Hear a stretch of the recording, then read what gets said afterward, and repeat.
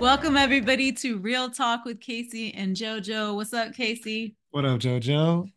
So today we're going to talk about emotional support, and that's big because we're going to make a whole topic out of this. And needs to hear it. Everybody needs to, you know, What does that even mean? understand it from different points of view. So we're going to talk about several points of view, including what it says in the, I guess, what is it, the dictionary? Well, I want to know what it means to you, though. What does it mean to you No, before we first do read this? what it So, says, this is according to the American Psychological Association. and then I can tell you what it means. So, emotional support is the verbal and nonverbal processes by which one communicates care and concern for another, offering reassurance, empathy, comfort, and acceptance. Pretty good definition. So to me, in a nutshell, holding space for the other person. That is much more succinct. I like yours. Right? Holding space for somebody. What does that Yeah, you mean? can just go somewhere. Holding space. And it's like, what does that mean? I'm holding space. Yeah, it's kind of like our system, our 1 through 10 system, which we're going to talk about because I know we've talked about it before, but we're like on season 5 now, episode 2. And so I don't know what we've talked about at this point.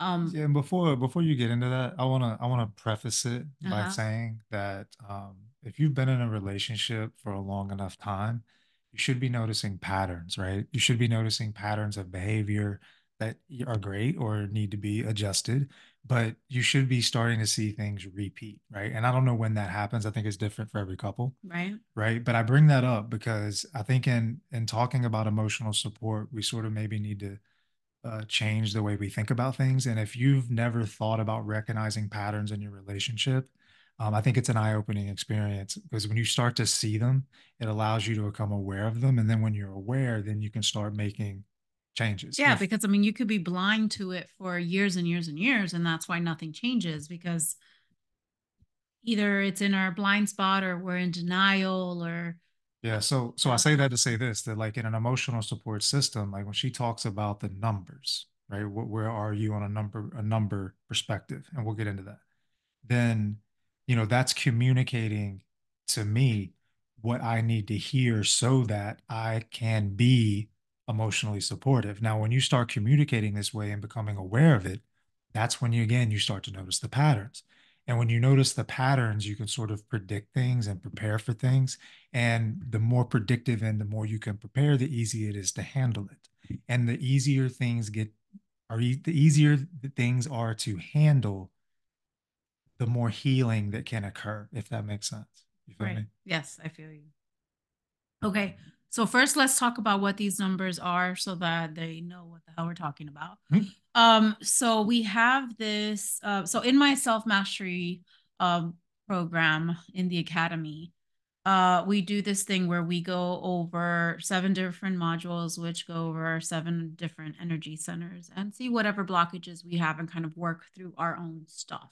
So, when we were talking about our emotional scale in the program, we were talking about how 0 or 1 is like the lowest of your emotions, like you're just in despair, you've hit rock bottom, it's one of the worst days possible if you're a 0, it's like don't wake me up. 5 being I'm kind of bored, I don't know what to do, I don't know whether to go feel happy or I don't know whether to feel. I mean, I know you Gemini people understand me. Flippy floppy. Like You can go either way. you could go either way, but Yeah. it's kind of boredom. Like you just don't know which way to go. So then above that, 5 to 10, 10 being bliss, 10 being, oh my God, I had the best day ever. I can't wait to tell you it was a 10. Along that scale, there's a lot of different emotions, emotional words, just words that are attached to certain emotions. And you don't really understand how many emotions we have and all these things until you actually look at each emotion. They mean something, they stem from something. So They're a guidance system. it is a guidance system. And I always say your emotions are your GPS. And so we go through these emotional roller coasters on a daily because we're not just steady one number. Something happens, all of a sudden we react or we respond in a certain way that our emotions get triggered. And this is throughout our day. So we learned as a family, hey, let's communicate this number scale within this family unit so that we can understand when someone is at a certain number, and then kind of help me out here. Not play along with it, but you know what I'm saying? Like, Well, I think like example, right? Like we can flow easier. if I'm coming home, like if I hit Joanna up, I'm like, hey, I'm on the way, right? And she goes, where are you? Most of the time, if she asks me where I am, that means that she's probably borderline too. So she's trying to figure out like who she needs to be. So if I fire back like I'm a three, well, then ultimately she knows based on, and you'll learn this the more you do this, like what a three means, right? A three means that I'm not going to come home. I'm going to come home. I'm not going to really want to talk. I'm kind of going to be in my head. And you can hear this in the tone. Like when it said verbal and nonverbal, the tone has a lot to do with the nonverbal, because you can kind of tell by just reading the energy when they walk home. Oh, you had like a two kind of day. You know what I mean? Like you can tell by the energy of it. So that too. So that immediately, if I tell her I'm a three, then now she knows, okay, if she's a five, then she can't be a four because that's gonna put us in a situation where we're not being emotionally supportive. So she knows she has to do something, get her mind right, get into a position to where maybe she's a six or maybe she's a seven or whatever, so that she can offset or be ready for my three energy. Right. Because here's something that's very important. Like you can be in a very positive state, but let's just say that you're not 100% there. You're not feeling it 100%. You're not truly focused on that really great state. And you come around somebody who's in a really negative state, but their negativity weighs so much more than your positivity. They're going to suck you into their negativity. So it's all about, does your positivity hold weight enough to where you can either hold space for the one that's negative and it not let it affect you because you understand they're going through their own thing and not take it personal, or you just pretty much realize, okay, this is, we're either butting heads, or this just isn't going to work, or It's gonna pop off. right. It's just So it's a better understanding of where we're going, if we know where we are, right? And so if we can just all communicate, which we started doing as a family, he's out of this, he's coming home and he's below five, then everybody kind of be there for him a little bit, like don't get on his nerves, or things like that, just to help support. Now there are times when we're both upset, and even then one is still higher than the other. right, right. And I think like the cool thing that happens is, you do this over a couple of days, a couple of weeks. Not only are you in the mindset of being more aware of what your own emotional state is, but you're also more aware of what it takes to increase your emotional state to be supportive for your partner when they hit you with the two or they hit you with the three, right? So what you'll notice is that, for example, I noticed for myself that I was consistently below a five. Like it was rare during a work week that I came home and I was like above a five, right? So in other words, I'm more emotionally draining to her than I am supportive. So I recognize that pattern and it's like, yo, if I gotta listen to, Ice Ice Baby, if I gotta listen to, some Wu Tang, if I gotta listen to Gravediggers, Mob Deep, whatever it is, I need to get into a mindset of being more energetic and supportive walking into the house. So it made me sort of see my own patterns. And then when you see your own patterns, you then can start recognizing, I think, other people's patterns. And then when that happens, it's just like your relationship becomes more of a dance, right? Like that's a metaphor I know I've used over the years a ton. I'm like, yo, Yeah. we gotta dance, man. Yeah. Like, when you dance, it's rhythmic. It doesn't mean that you're always, dancing amazingly. Some dances are better than the other, but there's a purpose and there's flow to it, right? It's not this feeling of just butting heads 24/7, right? Yes. And at the same time, like I'm trying to say how, because I'm thinking also of the times when we're something happens, right? And I feel totally drained. And obviously, when you're dealing with your own things and you guys have separate things that you're dealing with, and you guys need your own, support system, it's a little different than when you're upset with each other. And at that point, I can't rely on him to emotionally fulfill me because he's we just fought, and he's going through his own stuff and his own mirrors. And I know I sit there and go, okay, what are the mirrors? What is this telling me that I'm still haven't processed or healed from? And I start going into my thought process. So this is the time where I don't go to him for emotional support. I go inwardly for emotional support. So this is where, okay, emotions are female energy. Um, Support is male energy. So there's a balance there, right? So maybe I'm not in tune with my emotions, therefore I'm not able to handle them because I'm not really in my feminine energy. And what that means is I'm not being still. I'm not allowing. I'm too forceful. Like I'm too in my male energy since I mean we all have both. Um, the yin and the yang. So when you think about it, being able to navigate your emotions is done more so when you go inwardly and you realize that you got this, that you know what, no, because not everyone's going to be there for you forever, right? There's always going to be times where you're going to have to pick yourself up, and these are the times I think where you get to practice that, where you get to practice going inwardly, because sometimes for me, I know it helps me to process, but then I know it also helps you, because then I'm softer and then I'm able to be there for you a lot faster than if I was still holding on to a grudge or something or didn't go inwardly or whatever the case, right? Yeah. Yeah, no, and I think like we got to start looking at each other's issues, like how you view your partner, the things that drive you mad about your partner, like we got to change that, right? Because I know for a really, really, really long time, it's like be better, change, be better. And it's like, hold up.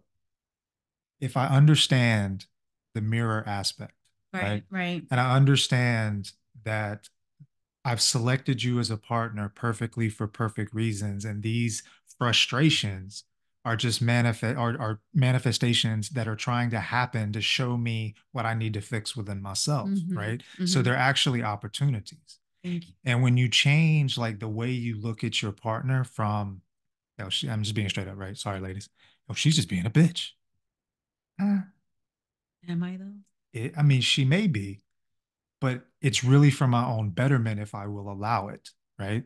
Now that's a slippery slope because, again, that's making the assumption that she's acting in her true and highest self and not manipulating things. So, there's some intuition in there, but the point is that when you start to look at it as opportunities, it changes, man. It changes the way you react to these emotions, and you start to realize that part of this relationship game and this marriage game is just understanding that an emotion doesn't always have to go past the brainstem, right? It can just sort of hang out up there and dissipate, you know, and you can just let it be. It's just like I said, GPS. I mean, if you're aware of, okay, this is the emotion of what it felt like, then I'm obviously going in the wrong direction or the right direction, and just really noticing and becoming aware of that emotion, what it's triggering. So yeah, like when So you, opportunities to heal, like, yeah, man. I sound like my dad, right? Like when you take responsibility for your own emotional welfare, you take your power back, right? You stop giving your power away to the person that is trying to show you or mirror back to you what you need to fix. And you start to really alchemize and think internally. Like, what is this showing me? Yeah. What do I need to learn from this? What is this mirroring back to me? You start asking these questions. And then it seems like to me in my own experience that that's when the gifts start opening up, Right. right? Because you've got to be willing to take responsibility for your own emotional health, your own emotional support. It doesn't mean that you still don't need it and you still don't want it. It's just less about expecting it and looking for it and more about allowing it to happen organically. And also just filling your own cup, which reminds me of I'm thirsty, but it's filling your own cup and making yourself me regulating your own emotions. So it's like self-regulating your emotions because we can't allow things outside of us to manipulate our flow. It's like this all comes from within us. So it's actually a opportunity to be thankful to those that stir you up because then it shows you, okay, why is it that they could still stir me up? What is it that's, like he said, mirroring that to me? Yeah, I think I've told this story, but I'm gonna tell it again because it's hilarious to me. Um, like for me, one of my biggest pet peeves is if you give me the finger in the car, like I lose my fucking mind. I go from 0 to 60, like 0 to 150, actually, like that. And it was happening to me a lot, right? And Joanna in her ultimate wisdom, it's a mirror, it's a mirror, it's a mirror. And I'm like, yeah, whatever, right? But this amazing thing happened, right? I stopped. So what happened or what caused it to stop is I just simply said, I'm not going to look at the cars that I pass. I'm just going to focus on what's ahead of me and what I'm doing in this present moment. And an amazing thing happened. Nobody's given me the finger since. That you know Or if they have, I haven't seen it. of. But the point is that I haven't reacted. That hasn't happened to me in a really Because you long haven't time. gone looking for it. Right, right, exactly. Because it's like, if you and I'm not an aggressive driver unless I need to be, but some people think I'm aggressive when that's just my style. I don't know if that makes any sense, but Yeah. so in other words, like I could get if I'm looking at someone as I'm driving past and they automatically are assuming that I'm being an asshole, Right. of Right. course they're going to give me the finger, but I never took responsibility for that, right? It Yeah. was like, what, I'm not doing anything to you and yet you're giving me the finger. Let's fight. And so it's just simply stop looking for it. It's always the hasn't happened simple since. things, right? It's the little things, and you don't even realize it till later. There's like all these aha moments that are like, wait a minute. Yeah, and you might be like, well, what the fuck does that have to do with any of this? And the point is that emotions try to make it more complicated than it really is, man. They got you believing some shit happened or some shit and all these like intricacies when that ain't really the reality, right? So it's like our emotions trick us and use us in ways to sort of get us angry or get us down that emotional release path that's not healthy. But again, these sort of tricks and these numbers and this numerical system, that awareness kind of prevents that from happening, right? Yeah, it's a stepping stone. It's just a kind of helping you understand your energy, helping you to understand other people's energy. And then you can, without even communicating, just know because you've kind of been on the scale, have talked about what number that is, that then you can associate that with the energy that you're feeling. And without even saying anything, I could be like, okay, he's at a 3. He's not saying anything, but I know he's at a 3 and I know that I'm at an 8, so let me help him come up that scale, and that's where I'm a little bit more supportive versus, if I myself was at a low point too. Yeah. Yeah. And I think, it's like becoming self-regulated and becoming, sort of emotionally aware, it gives back, right? Like it mirrors back to you compassion in other people, right?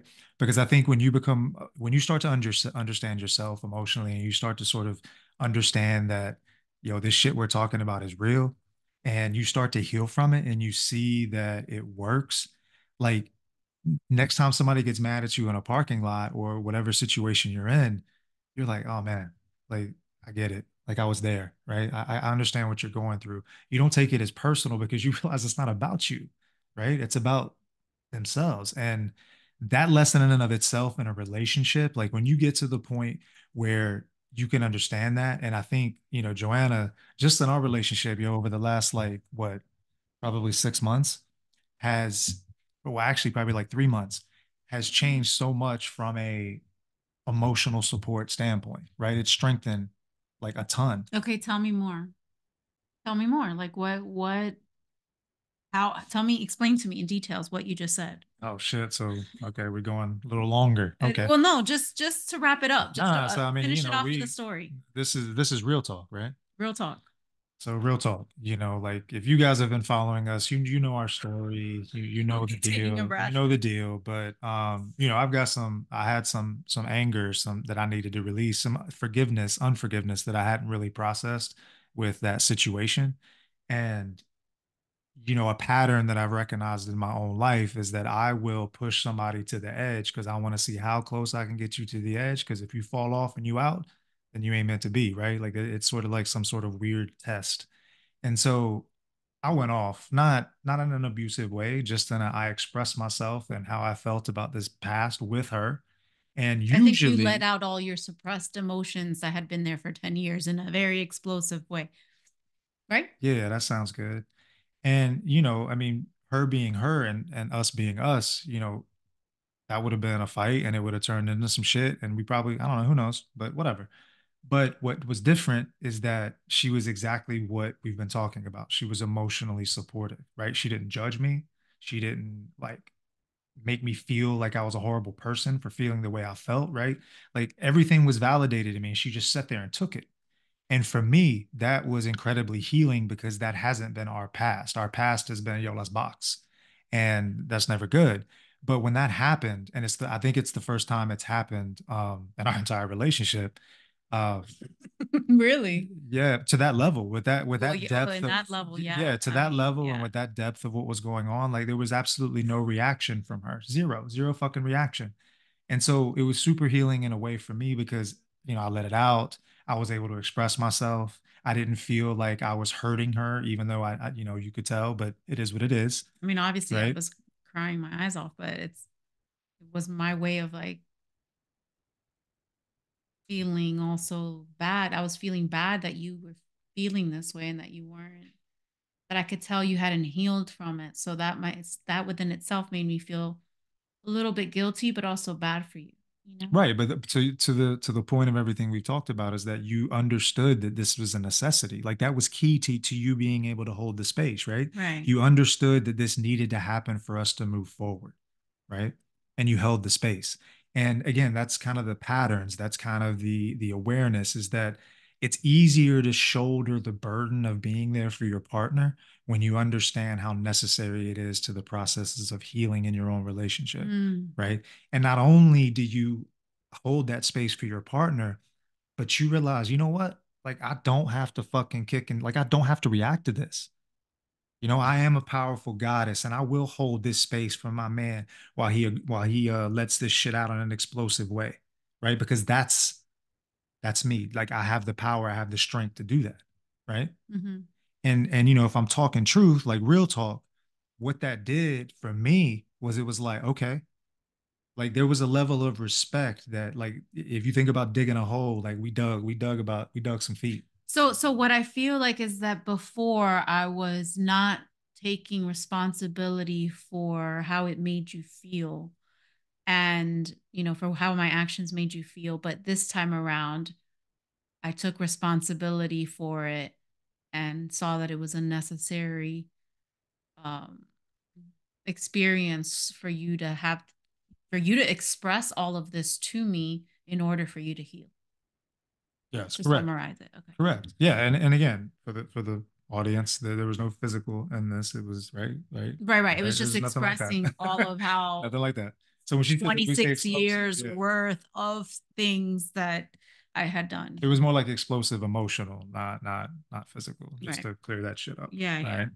right. But yeah, I mean, so I don't know. I think that's a really good example of And that was a really big one. And I really held it and it was very healing. And I think that that's what sparked all the other little things afterwards for me to be able to still, like, I now had a way to, I'm not going to say a role model because that was myself, but I had what is it? A standard now that I had to kind of hold.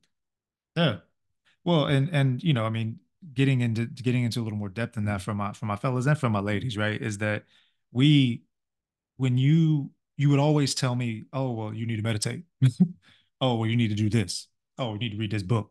Oh, you need to watch this video. Oh, you got some self work to do. And it's like, I know, but can you just tell me you're right? Like you have every right to feel the way you feel. And that never really happened, right? But it happened that day.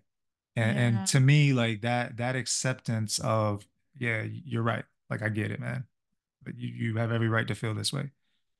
It sort of allows those emotions to just kind of dissipate in the fact that like what if I don't have anything else to fight for, Well, and right? I gave them Like the attention that they needed correct. that they weren't getting attended Yeah. to. Yeah, you shine the light on that darkness Yeah. to the point to where, okay, like I can let this go. And there was a deeper respect earned, right? Because you held that space for me, right? I felt safe, even though I know, you didn't, but you still held Yeah. strong, Yeah. right? Like it's fucking amazing to watch, and to think about. But you did that. And so there was a deeper level of respect from my male energy to your female energy. Okay, like cool, right? Like I see you. Like that's what I'm talking about. Like, Yeah. okay. I mean, there's this just softer, you know, we can't expect somebody else to soften up if we're not being soft either. Well, and two, like one of the most profound, this is some like Bruce Lee ninja shit, but the power of your emotions is not releasing the emotions, right? In other words, like when you're able to truly become a master of your emotions, like all the gifts of life are shown. I think because that's the secret. And it That's doesn't the mean like holding them No, in. it's not It's holding them in. It's you expressing them, or expressing them allowing authentically, them, right? authentically, right? Expressing them authentically. It means allowing them to be. It means that you can also transmute them, right? Yes. It means that You can communicate about them. you no longer fall victim to the emotion. Yeah, so my feelings got hurt. What's the big deal? Right. There's some fear Move I have on. with that. Move on. Yeah, like it's not that big of a deal. Which a lot of people still hold on to things and how people made them feel and then still holding on to it years later. Correct. So it's like the more you become a master of your emotions, the more you become a master of your happiness because you're not assigning to meaning anymore. You're just experiencing. And that's the beauty of life, or the moments of experience, right? Right. But you take that away when you're all up in your fucking head and your ego's talking to you and you're fighting with your spouse and you're weaponizing everything, and then you miss the And moments. think about this, and now we're gonna go just 1 minute over, but um, okay, everyone is needing some type of emotional support because not everybody knows how to get that from within. Not everybody knows that all that power is within them. So everyone's looking around with this feeling like lack of emotional support. And then we have our children, that are still growing and still need their emotional support system, and that being us. There's communities, right? Like we have a community where we are there for each other so that we can hold space for one another while we're going through stuff. And they're so awesome because like they know when I'm going through stuff, they hold space for me by giving me space because they understand that I'm going to go into my quiet time, into my myself time, into thinking, into fixing, and I'm not going to go out like gossiping about stuff so that I can try to get validation or any of that stuff. So they know that if I'm going through something, they give me that space. And that within itself is holding space. So just making sure you have a community, making sure that your family is on the same wavelength as far as communication goes for holding space. That's just important. Even if it is just having a conversation about that, what does holding space mean to you, and just getting your children in on understanding what that means, because sometimes they might need you to hold space for them and they don't know how to communicate that. But if you say, hey, teach them the scale of 1 through 10, and one day they go, hey, I'm at a 3 and I really need you to help me get the number up. Oh my god, what does that do for you as a family or as a bond for one another, right? So that's pretty much all I was going to say, is that the number system helped us a lot. It took a while, but it's helped us tremendously as far as a whole entire family. And then also just doing our own inner work separately, but also together, because Yeah. I feel like doing it together has amplified things very much too. Yeah, no, I mean, people hear this so much. I don't even know why I'm saying it, but I feel that too. So I'm gonna say it. Like, you talked about all the emotional support groups. Yeah, that's amazing. But what about the times when it's just you, me, myself, and I? Yeah. Right? It's just me, myself, and I. I don't have anyone there. The breathing, right? Just simply breathing, because it's amazing that when you breathe, it takes your focus off the emotions and it puts it on your breath, and that disconnection sort of gets you out of your ego, gets you out of your ego. There's another word I was gonna say, whatever. Gets you out of your ego and sort of gets you back in the present moment, right? Because I mean, really, in the present moment, like when you're emotionally pissed and you're emotionally about to lose your shit, ask yourself, in this moment, what do I have to be mad about right now? Right? Hmm. 9 times out of 10, you can be like, I don't know. I don't even know. I don't even know what I'm mad at. I'm safe. I'm in a warm house. I just ate. Like, what is my issue right now? And 9 times out of 10, you can't come up with one. And Right. The that real spark is that of your that thoughts. spark takes you out of the ego and puts you in the present. And sometimes it's enough disconnection where you can go, okay, cool, and you can get back right. So breathing, and I would say maybe like 5 to 10 deep breaths, like slow inhales, slow exhales. It just disconnects things, man. And it's a powerful tool that, if you implement it and be patient with it, it works. Emotional support could be putting your hand on their shoulder, because shoulders are where people feel Especially dudes, support. right? Well, period. Shoulders are where you feel support. Like, this is your support. You hear the whole, I'm carrying the weight of the world on my shoulders, right? It's just the whole, this is our support, where you hold things and you carry things on there. So even just putting your hands on them, it's like, okay, I support you. Yeah, and real quick, another And minute then we're over, done. another minute over. For all my fixers out there, like I'm a fixer. I want to fix shit. I don't, in terms of it, like, let's fix it. Let's talk about it and fix it. Sometimes you just got to and just be there. You know what I mean? It took me a long time to learn that. Like, just sit next to her and, like you said, put her hand on her wrist, on her shoulder, on her back, whatever it is, and just sit there. And then eventually they'll start to open up like a flower, and you can have your conversations, but you ain't got to fix it. You ain't got to make suggestions or give advice. Just fucking be and let the flower open up, and then Yeah, baby step it. baby step it. Yeah. Anyway, so emotional support. I hope that that helps. Um, just kind of, I don't know, some insight and just how we do things, and maybe you can incorporate some of that with how you do things as well. And do you have any last words? Yeah, like if you got anything you want to talk about, drop a comment. If you don't follow us on Escape Within, please follow us on Escape Yes, Within. our Yeah, next retreat is coming up. yeah, we have two coming up this year, so check that Yes. out. Yeah, I think that's it. Yeah, Yeah. and if you need support and if you need a community, definitely make sure you follow all the links and whatnot, because we have a really great, awesome community. So, thank you guys for watching. We'll see you guys next.